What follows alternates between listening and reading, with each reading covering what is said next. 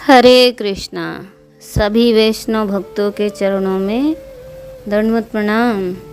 जैसे कि आप सभी को पता है कि श्रावण मास चल रहा है, तो श्रावण मास में हरियाली अमावस्या आती है।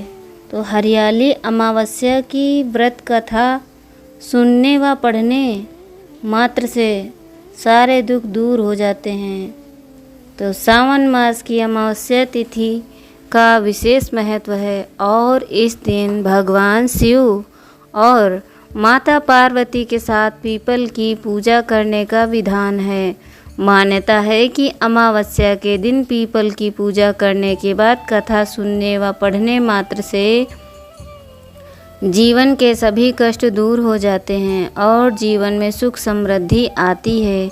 इस कथा को आप सुने और दूसरों को भी सुनाएं, जिससे कि आपका भी लाभ हो, दूसरे का भी लाभ हो, आपका कल्याण हो और दूसरे का भी कल्याण हो।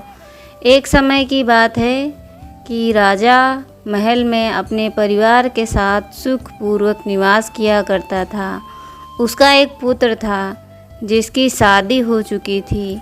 राजा के पुत्र वधू ने एक दिन रसोई में मिठाई रखी हुई देखी तो वह सारी मिठाई खा गई। जब उससे पूछा गया कि सारी मिठाई कहाँ गई, तो उसने कहा कि सारी मिठाई तो चूहा खा गए। पुत्रवधू की बात चूहों ने सुन ली और वे इस गलत आरोप को सुनकर अत्यंत क्रोधित हुए। इसके बाद उन्होंने राजा की बहू को सबक सिखाने का निश्चय किया। कुछ दिनों के बाद महल में कुछ मेहमान आए। चूहों ने सोचा कि यह अच्छा मौका है राजा की पुत्रवधू को सबक सिखाने का। बदला लेने के लिए चूहों ने बहू की साड़ी चुराई और उसे ले जाकर अतिथि के कमरे में रख दी। सुबह जब सेवकों और अन्य लोगों ने उस साड़ी को वहां रखे देखा तो राजा की बहू के चरित्र के बारे में बात करने लगे। यह बात जंगल में आग की तरह पूरे गांव में फैल गई। जब यह बात राजा के कानों तक पहुंची तो उसने अपने पुत्रवधू के चरित्र पर शक करते हुए उसे महल से निकाल दिया।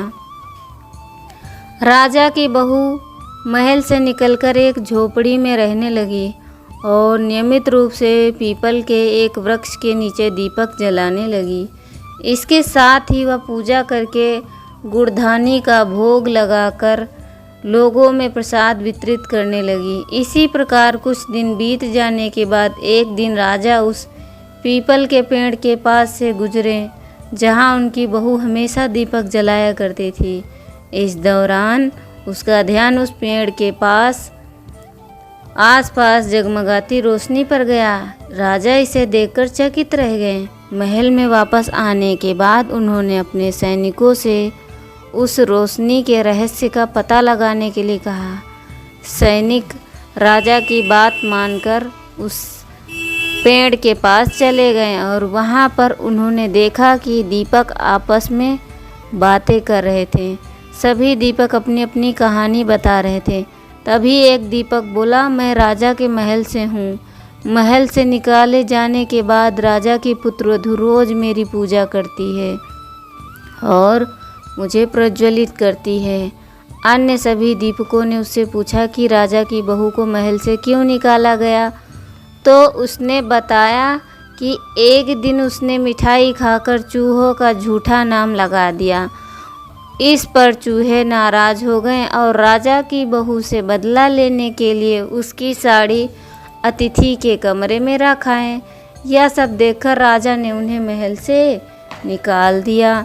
यह सुनकर सैनिक भी हैरान हो गए और महल वापस आकर उन्होंने राजा को पूरी कहानी सुनाई। यह सुनकर राजा को अपनी गलती का एहसास हुआ। उसने अपनी पुत्रवधू को वापस महल बुला लिया। इस प्रकार पीपल के पेड़ की नियमित पूजा करने का फल राजा की बहू को मिला।